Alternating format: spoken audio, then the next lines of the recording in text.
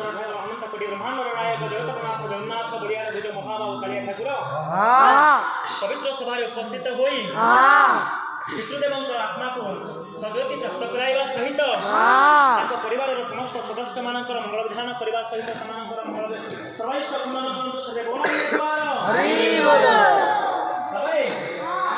ଯେଉଁ ନିରାକାର ପୁରୁଷ ଅନନ୍ତ କୋଟି ବ୍ରହ୍ମାଣ୍ଡର ନାୟକ ପାଖରେ ଗୋଟିଏ ନୁହେଁ କି ଗୋଟିଏ ନୁହେଁ ଅନନ୍ତ କୋଟି। ଅନନ୍ତ ମାନେ କ'ଣ? ଯାହାର ଅନ୍ତ ନାହିଁ, ଅନନ୍ତ। ଯେଉଁ ଅନନ୍ତ କୋଟି ବ୍ରହ୍ମାଣ୍ଡର ନାୟକ, ଯାହାଙ୍କର ଗୋଟିଏ ଲୁମଙ୍କ ମୂଳରେ ଅନନ୍ତ କୋଟି ବ୍ରହ୍ମାଣ୍ଡ ଘୁରି ବୁଲୁଛି। ବାପାରେ ଆମେ ଯେଉଁ ବ୍ରହ୍ମାଣ୍ଡ ମଧ୍ୟରେ ବାସ କରୁଛେ ତାର ଆକାର କେଡ଼େ ବଡ଼, କେତେ ବଡ଼ ତା ଆକାର। ଏ ବ୍ରହ୍ମାଣ୍ଡ ମଧ୍ୟରେ ଆମେ ଯେଉଁ ପୃଥିବୀ ମା ଉପରେ ବା ଧରିତ୍ରୀ ମାତା ଉପରେ ବାସ କରୁଛେ ତାର ଆକାର ଏ ବ୍ରହ୍ମାଣ୍ଡ ମଧ୍ୟରେ ତମମାନଙ୍କର ଇଂଲିଶ ଭାଷାରେ କ'ଣ କୁହନ୍ତି ନା ଗ୍ୟାଲାକ୍ସି।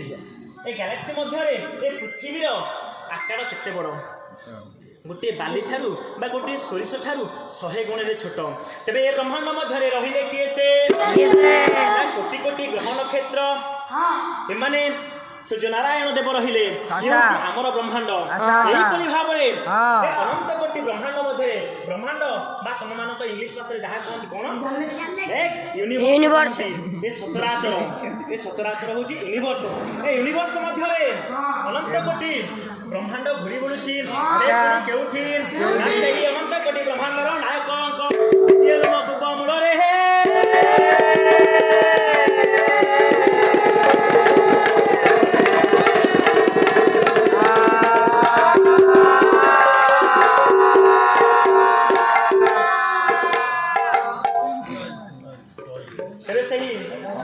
ଅନାଦି ପୁରୁଷ ଯୁଗେ ଯୁଗେ ଚାରି ଯୁଗରେ ସେମାନଙ୍କ ପାଇଁ ଏ ନରାଧାମରେ ଅବତରିତ ହୋଇଥାନ୍ତି।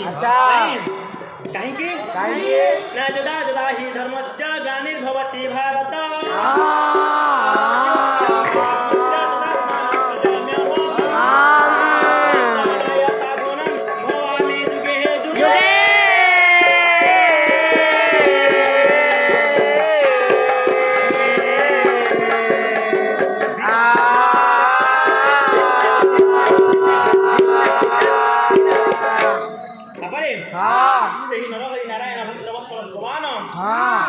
ଚାରି ଯୁଗରେ ଅସତ୍ୟର ବିନାଶ କରି ସତ୍ୟର ସ୍ଥାପନା କରିବା ପାଇଁ, ଭକ୍ତମାନଙ୍କର ଉଦ୍ଧାର କରିବା ପାଇଁ ଧାମରେ ନରଦେହକୁ ଧାରଣ କରିଥାନ୍ତି।